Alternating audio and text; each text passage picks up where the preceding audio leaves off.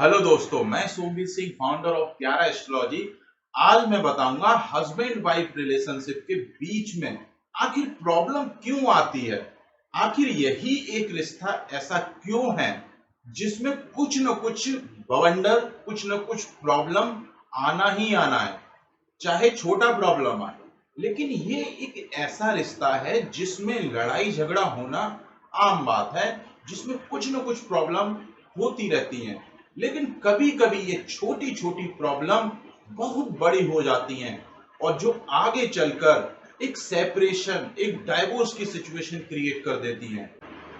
तो चलिए जानते हैं कि हस्बैंड वाइफ रिलेशनशिप में इतनी बड़ी प्रॉब्लम्स कभी कभी कैसे क्रिएट हो जाती हैं, क्यों बनती हैं। इन सारी चीजों की जानकारी आज हम कुंडली के माध्यम से समझेंगे।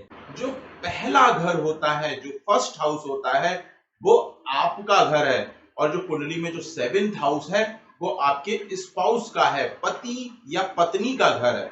अगर ये सातवां घर किसी न किसी रीजन की वजह से प्रॉब्लम में आ जाए, प्रॉब्लम इन द सेंस कोई शत्रु ग्रह, सपोज दैट एग्जांपल के लिए कोई शत्रु ग्रह आपके चार्ट में, अब वो अगर शत्रु ग्रह बंदूक लेके खड़ा हुआ है और दृष्टि डाले हुए है सप्तम घर पर, तो वो शत्रु ग्रह क्या करेगा? उस सप्तम घर को खराब करेगा, पत्नी के सुख में या पति के सुख में कमी करेगा। तो ये हस्बैंड वाइफ रिलेशनशिप को कैसे ठीक किया जाएगा, इन चीजों के बारे में चलिए जानते हैं।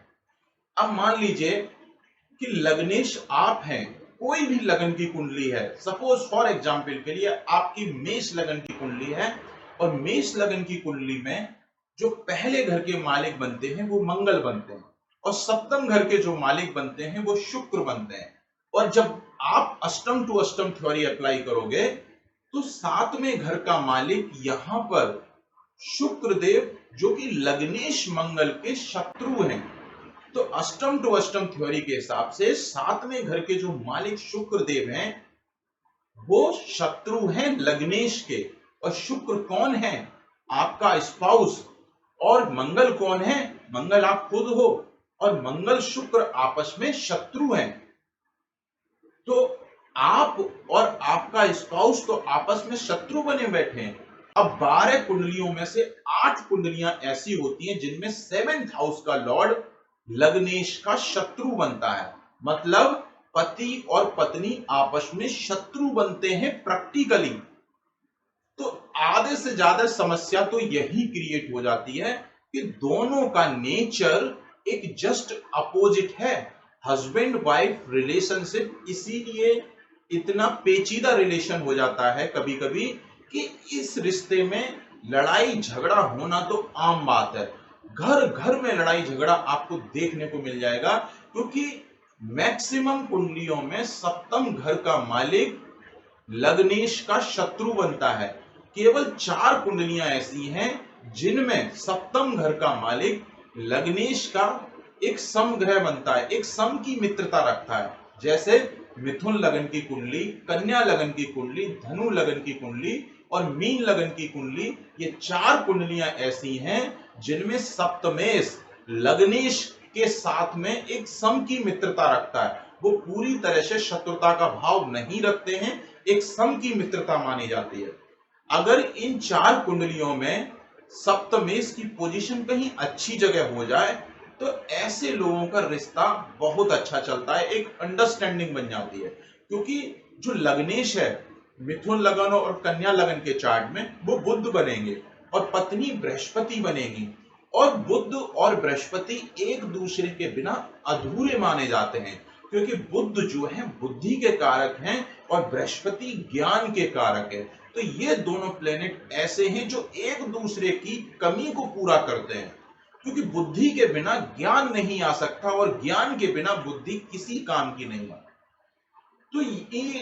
तो ये 4 कुंडलियां ऐसी हैं जिनमें पति पत्नी एक सम का भाव रखते हैं, एक सम की मित्रता रखते हैं। तो ये 4 कुंडलियां एक स्पेशल कैटेगरी में हम ले सकते हैं। लेकिन साथ ही साथ सप्तम घर का मालिक इन 4 कुंडलियों में जो भी बन रहा है उसकी दूसरी राशि केंद्र में ही आ जाती है। तो जब भी किसी प्लेनेट की दो राशियां केंद्र में आ जाए तो उसको केंद्राधिपति दोष लगता है। लेकिन ये केंद्राधिपति दोष कुंडली के कुछ ही घरों में लगेगा, जैसे कुंडली के 3rd हाउस में, 6th हाउस में, 8th हाउस में और 12th हाउस में। अगर सप्तमेश इन घरों में जाके बैठा है तो उस घर के मालिक को केंद्राधिपति दोष लगेगा। फिर वहां पर इस रिश्ते में भी बहुत ज्यादा प्रॉब्लम्स आना चालू हो जाएंगे। अब आखिर प्रॉब्लम आती ही क्यों है? देखिए, लग्नेश आप खुद हैं और सप्तमेश आपकी पत्नी है, और मैक्सिमम चार्ट में सप्तमेश लग्नेश का शत्रु बनता है। मतलब आपका पति या आपकी पत्नी आपका शत्रु बनता है मैक्सिमम चार्ट में, क्योंकि ये दोनों अपोजिट कैटेगरी के प्लेनेट है। और आपने देखा होगा कि शादी में जो लड़का या जो लड़की होती है वो एक पराये घर का होता है, जो हमारे एक नई फैमिली में नया पार्ट बनता है। तो उसको हमारे साथ में घुलने मिलने में, समझने में स्टार्टिंग में बहुत प्रॉब्लम आती है। फिर चाहे वो लड़का हो चाहे वो लड़की हो, दोनों ही तरफ से कुछ न कुछ प्रॉब्लम देखने को मिलती है। खासकर लड़की को ज्यादा प्रॉब्लम देखने को मिलती है, क्योंकि लड़की को अपना घर बदलना पड़ता है। तो यहाँ पर उस वजह से और ज्यादा प्रॉब्लम बढ़ जाती है। एक तो शत्रु बैठे हैं और ऊपर से दूसरे घर से आ रहे हैं, तो यहाँ पर थोड़ा सा प्रॉब्लम बढ़ना चालू हो जाता है। अब आते हैं कि अगर मान लीजिए कुंडली का कोई भी शत्रु प्लेनेट कहीं से भी अगर सप्तम घर पे दृष्टि डाल दे तो उस इंसान के मैरिड लाइफ के सुख में कमी देखने को मिलती है। अब शत्रु ग्रह क्या करेगा? बंदूक चलाएगा। ऑब्वियस है, अगर किसी भी शत्रु ग्रह की सप्तम घर पे दृष्टि पड़ती है तो वो प्रॉब्लम क्रिएट करता है हस्बैंड वाइफ रिलेशनशिप में, उनके रिश्ते को अच्छा चलाने में, उनके दाम्पत्य सुख में वो प्लेनेट प्रॉब्लम क्रिएट करता है। और यदि सप्तम घर का मालिक यदि कुंडली के तीसरे, छठे, 8वें, 12वें इन 4 घरों में बैठे हैं, अगर सप्तमेश अगर सूर्य से दूरी बनाकर बैठे हैं या सूर्य से अस्त होकर भी बैठे हैं तो भी प्रॉब्लम आती है। अगर सप्तम घर का मालिक कुंडली के तीसरे, छठे, 8वें, 12वें घर में बैठा है तो मैरिड लाइफ के सुख में कमी देखने को मिलती है। वो कमी या तो हेल्थ वाइज हो सकती है, या दोनों को हेल्थ प्रॉब्लम बहुत ज्यादा बढ़ सकते हैं, या दोनों में डाइवोर्स तक की सिचुएशन आ सकती है, दोनों के थॉट मैच नहीं हो सकते हैं, किसी भी तरह की प्रॉब्लम वहां पर हो सकती है जिसकी वजह से उनके दाम्पत्य सुख में कमी आती है। अगर सप्तम घर का मालिक सूर्य से अस्त हो जाए तब भी मैरिड लाइफ के सुख में कमी आती है, क्योंकि सप्तम घर आपके पति या पत्नी का है, आपका स्पाउस का है। अगर वो प्लेनेट सूर्य से अस्त हो जाएगा तो उस प्लेनेट की इंपॉर्टेंस ना के बराबर हो जाएगी, शून्य हो जाएगी, क्योंकि वो प्लेनेट आपके जीवन में रिजल्ट नहीं देने वाला। तो उस वजह से उस इंसान की इंपॉर्टेंस, उस इंसान की कमी हो जाती है, या उस इंसान के सुख में कमी देखने को मिलती है। अब कोई प्लेनेट अस्त बैठा है, सपोज सप्तम घर का मालिक अगर चार्ट में अस्त बैठा है तो क्या शादी नहीं होगी? शादी होगी, क्योंकि वो अस्त ग्रह भी कुछ न कुछ रिजल्ट्स देता रहता है, तो उसकी वजह से हमारी शादी हो जाती है। लेकिन वो मैरिड लाइफ के सुख में कमी देखने को मिलती है। कि सपोज कर्क लगन का चार्ट है और कर्क लगन के चार्ट में जो लग्नेश बनते हैं, मतलब जो आप जो हो वो चंद्रमा हो, और जो सप्तमेश जो बनेंगे वो शनि बनेंगे, और शनि चंद्र आपस में अति शत्रु माने जाते हैं। ठीक है, अगर ये दोनों प्लेनेट शनि और चंद्र चार्ट में कहीं भी किसी भी हाउस में बैठ जाएं, चाहे पहले घर में, दूसरे घर में, तीसरे घर में, कहीं भी बैठ जाएं, अगर एक साथ बैठ जाएंगे तो भी मैरिड लाइफ के सुख में कमी देखने को मिलेगी। ये स्पेशली कर्क लगन वाले चार्ट पे ही अप्लाई होगा। अगर कर्क लगन के चार्ट में शनि चंद्र की युति किसी भी भाव में बन जाए तो उनके मैरिड लाइफ के सुख में कमी देखने को मिलती है, क्योंकि शनि जो है चंद्रमा पर विष योग बना देंगे, एक तरह का ग्रहण लगा देंगे। तो जैसे ही आपकी लाइफ में स्पाउस की एंट्री होगी, वो प्लेनेट आपकी लाइफ में शनि जो है आपकी लाइफ में ग्रहण लगा देंगे, एक विषयोग लगा देंगे।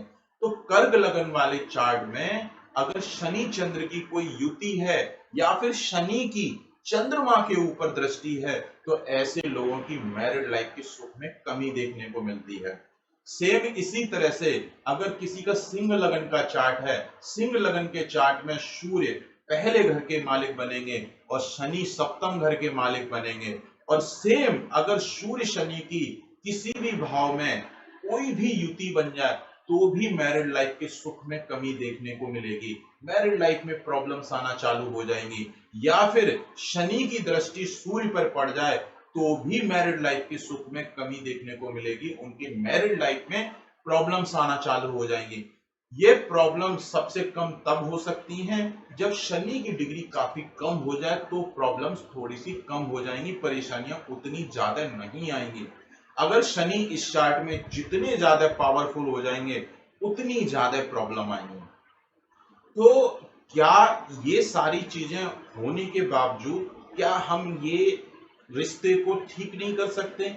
अब मान लीजिए, चलिए मान लिया कि मेरे चार्ट में शनि चंद्र की युति भी है, कर्क लगन का चार्ट भी है, तो क्या मेरा रिश्ता ठीक नहीं हो सकता? बिल्कुल ठीक हो सकता है। अगर जो प्लेनेट आपको कष्ट दे रहा है उस प्लेनेट के आप दान चालू कर दो, और जो प्लेनेट को प्रॉब्लम हो रही है अगर वो अच्छे भाव में बैठा है तो उस प्लेनेट का आप रत्न धारण कर लो, तो भी मैरिड लाइफ को बचाया जा सकता है। अब मानते हैं दूसरे केस पर, अब शनि चंद्र किसी चार्ट में मान लीजिए किसी बुरे भाव में बैठे हैं, दोनों सूर्य से दूरी बना के बैठे हैं, उस केस में क्या करें? उस केस में आप उन ग्रहों के पाठ पूजन कर सकते हैं, दान कर सकते हैं। उसी केस में हस्बैंड वाइफ रिलेशनशिप को बचाया जा सकता है, लेकिन पूरी तरह से इसको नहीं बचाया जा सकता, कुछ न कुछ लड़ाई झगड़ा प्रॉब्लम्स होते रहेंगे। और गोचर में जैसे ही सप्तमेश का बल बढ़ेगा या दूसरा ग्रह कोई पीड़ित हो जाएगा, गोचर तो मौसम की तरह हर महीने कुछ न कुछ चेंजेस होते रहते हैं, तो कुछ समय के बाद में फिर से उस रिलेशनशिप में प्रॉब्लम आना चालू हो जाएंगे। तो जब भी उस रिलेशनशिप में प्रॉब्लम आए तो आपको पता होना चाहिए कि आपके कुंडली में प्रॉब्लम है, आपके मैरिड लाइफ में सुख में कमी है, तो मेंटली आप सबसे पहले प्रिपेयर रहिए, क्योंकि प्लेनेट सबसे पहले आपकी बुद्धि खराब कर देगा, बुद्धि खराब कर देगा। जब भी लड़ाई झगड़े का माहौल क्रिएट होगा, आप कुछ इस तरह से बोलेंगे, पत्नी कुछ उस तरह से बोलेंगी और आपकी बुद्धि वहां पर काम नहीं करेगी। आपके उस लड़ाई झगड़े के माहौल में कुछ अपशब्द निकलेंगे, कुछ गलत डिसीजन हो जाएंगे और उस वजह से वो रिश्ता पूरा का पूरा बर्बाद हो जाता है। तो सबसे पहले ये जानना बहुत जरूरी है कि आपकी मैरिड लाइफ में क्या सच में प्रॉब्लम है। अगर आपको ये पता है कि मैरिड लाइफ में प्रॉब्लम है तो आप उस रिश्ते को बचा सकते हो, क्योंकि आपको पहले से पता है कि मेरी मैरिड लाइफ में प्रॉब्लम्स आएंगी। और आपको अगर पहले से पता है तो आप मेंटली प्रिपेयर हो सकते हैं कि अगर सामने वाला इंसान मुझसे लड़ाई झगड़ा करेगा, कुछ अपशब्द बोलेगा, तो मुझे पेशेंस दिखाना है, मुझे कुछ भी नहीं बोलना है, मुझे लड़ाई झगड़े का पार्ट नहीं बनना है, मुझे इग्नोर करना है उन चीजों को। अगर आपको ये मेंटली प्रिपेयर हैं तो आप इस रिश्ते को बचा सकते हैं।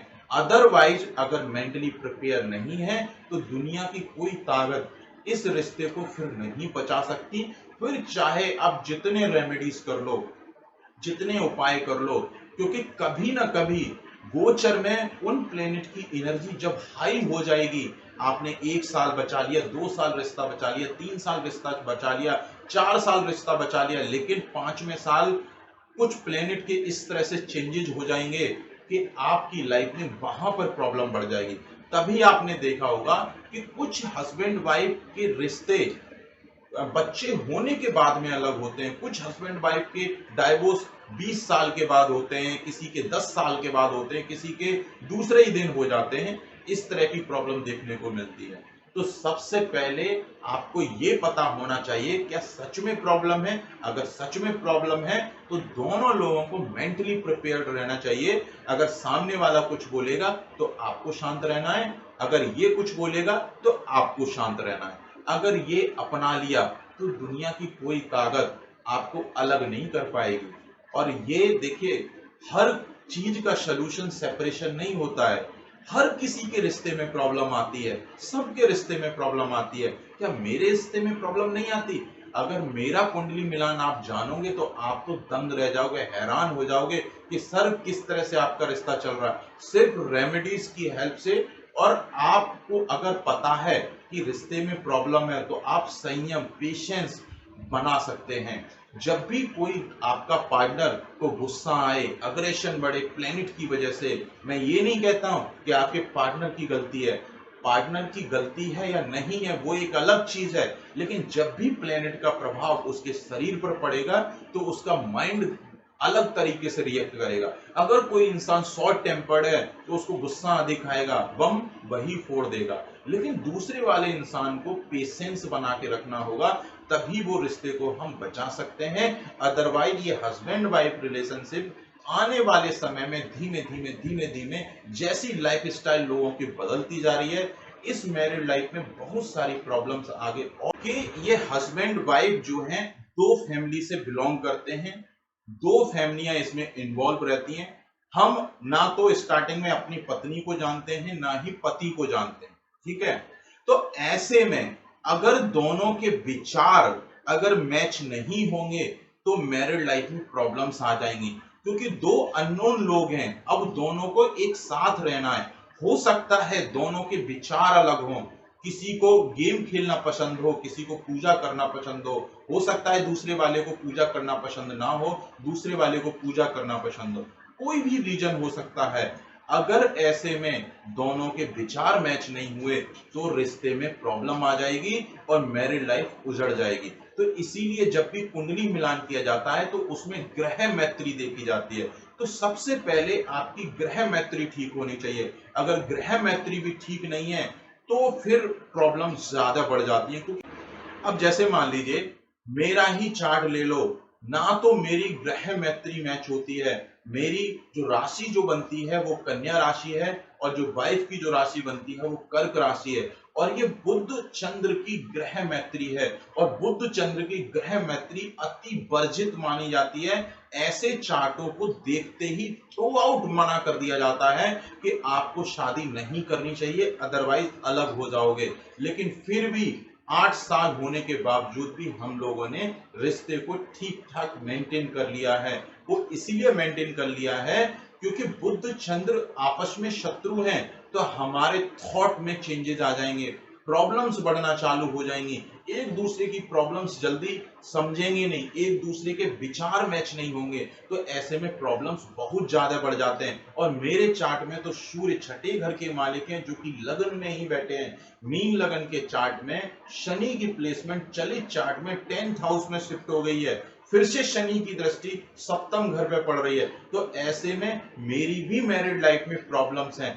पत्नी के चार्ट में सप्तम घर का मालिक 12वें घर में बैठा है और ऊपर से ग्रह मैत्री मैच नहीं होती है। और इतना सारा अगर किन्हीं दो चार्टों में अगर प्रॉब्लम है और अगर वो दो लोग अपने रिश्ते को चला पा रहे हैं तो वो सिर्फ केवल रेमेडीज की हेल्प से और उनके उनके पेशेंस से, उनके विचार से। और क्योंकि वो रिश्ता सिर्फ इसीलिए बचा हुआ है क्योंकि उनको पता है कि रिश्ते में प्रॉब्लम्स आ सकती हैं। तो जब भी किसी इंसान को गुस्सा आता है या पत्नी को गुस्सा आता है या मेरी कोई बात उनको खराब लग जाती है तो वहां पर किसी न किसी इंसान को पेशेंस दिखाना पड़ेगा, संयम बरतना होगा, तभी उस रिश्ते को ठीक कर सकते हैं। क्योंकि कोई भी प्लेनेट कुछ भी खराब करेगा तो सबसे पहले आपकी बुद्धि खराब करेगा, सबसे पहले आपका माइंड डिस्टर्ब करेगा, वहीं से सारी प्रॉब्लम्स क्रिएट हो जाती हैं। और जब आपको पता है कि मैरिड लाइफ में प्रॉब्लम्स हैं तो आप उसको इजीली पेशेंस तरीके से उसको ठीक कर सकते हैं। ठीक उसी तरह से जैसे श्री कृष्ण भगवान ने गीता में कहा है कि इंसान का भविष्य तय होता है उसके कर्म पर, कि वो बुरे समय में किस तरह की प्रतिक्रिया देता है, कि जब भी इंसान का बुरा समय आता है वो उस बुरे समय में किस तरह के डिसीजन लेता है, उस बात पर उस इंसान का पूरा फ्यूचर डिपेंड होता है कि उसके डिसीजन कैसे होने वाले हैं, उसका पेशेंस लेवल कैसा है। वहीं से सारी चीजें बदलना चालू हो जाती हैं। बहुत सारे लोग कहते हैं कि हम कर्म भी भाग्य के भरोसे करते हैं। बिल्कुल सही बात है। मैक्सिमम कर्म हमारा भाग्य से ही निर्धारित होता है, लेकिन कुछ कर्म ऐसा होता है जिसमें हमें खुद अपने डिसीजन लेने होते हैं। अगर हमारे डिसीजन, कुछ हमारा कर्म अगर ठीक हो जाए तो हमारी कुंडली भी बदलना चालू हो जाती है। तो आपके डिसीजन मुसीबत में, बुरे समय में किस तरह के हैं, जब भी आपके हस्बैंड वाइफ रिलेशनशिप में बहुत सारी प्रॉब्लम बढ़ रही हो, तो उस टाइम पर आपका पेशेंस लेवल, आपने किस तरह की प्रतिक्रिया करी। जब आपकी पत्नी ने आपको बहुत अच्छे से सुनाया हो, या पति ने आपकी पत्नी को, जब पति ने अपनी पत्नी को कुछ बहुत अच्छे से डांटा हो, या बहुत अच्छे से लड़ाई झगड़ा हुआ हो, तो उस बीच में दोनों लोगों की प्रतिक्रिया किस तरह की थी, वो प्रतिक्रिया डिसाइड करेगी कि आप लोगों को साथ में रहना है कि अलग होना है। अगर वहां पर पेशेंस और आपने थोड़ा सा संयम बरता, चीजों को ठीक करने की कोशिश की, तो वो आपके रिश्ते को बचा लेगा। तो वहां से वो फ्यूचर आपका अलग डायरेक्शन में चला जाएगा, और अगर आपने गलत प्रतिक्रिया दे दी तो वहां पर आपका फ्यूचर दूसरी डायरेक्शन में चला जाएगा। तो आई होप आपको ये समझ में आया होगा कि किस तरह से हम इस रिश्ते को भी इजीली बचा सकते हैं, क्योंकि बहुत सारे लोगों के आजकल डाइवोर्स होते हैं, प्रॉब्लम बढ़ती हैं, लोग एक दूसरे को बर्दाश्त नहीं कर पाते, छोटी छोटी बातों पर इतना लड़ झगड़ जाते हैं कि पूछो मत। लड़ाई झगड़ा तो जिंदगी का पार्ट है, वो तो होने ही है, हर हस्बैंड वाइफ में होने, क्योंकि मैक्सिमम कुंडलियों में हस्बैंड और वाइफ दोनों एक दूसरे के शत्रु बनते हैं। तो इस रिश्ते में लड़ाई झगड़ा होना आम बात है। इसीलिए आपने देखा कि मैक्सिमम घरों में, मैक्सिमम फैमिलियों में ये हस्बैंड वाइफ रिलेशनशिप में कुछ न कुछ प्रॉब्लम चलता ही रहता है। कोई मनमुटाव बनता है, कहीं कोई लड़ाई झगड़ा होता है, कहीं कोई लड़ाई झगड़ा बहुत बड़ा हो जाता है तो वहां बवंडर हो जाता है। तो ये सारी चीजें कहीं ना कहीं आपको देखने को मिलती हैं। अब इन चीजों को कैसे ठीक करना है, आप अपने कुंडली से भी ठीक कर सकते हैं, रेमेडीज की हेल्प से ठीक कर सकते हैं। अगर सप्तम घर का मालिक कुंडली में सूर्य से अस्त बैठा है, ये सिर्फ केवल उनके लिए है जिनका कन्या लगन का, मीन लगन का, मिथुन लगन का, धनु लगन का चार्ट है, और लगन और जो सप्तमेश है सूर्य से अस्त बैठे हुए, तो ऐसे में वो उस सप्तमेश का रत्न धारण करके वो अपनी मैरिड लाइफ को बचा सकते हैं। तो आई होप आपने इस छोटी सी जानकारी को समझा होगा और पसंद भी किया होगा। अगर आपको लगता है कि किसी की मैरिड लाइफ में कुछ प्रॉब्लम चल रही है, ये वीडियो उनको भेज दीजिए, हो सकता है उनके कुछ काम में आ जाए। और अगर आपको वीडियो अच्छी लगी हो तो वीडियो को लाइक कीजिए, चैनल को सब्सक्राइब कीजिए।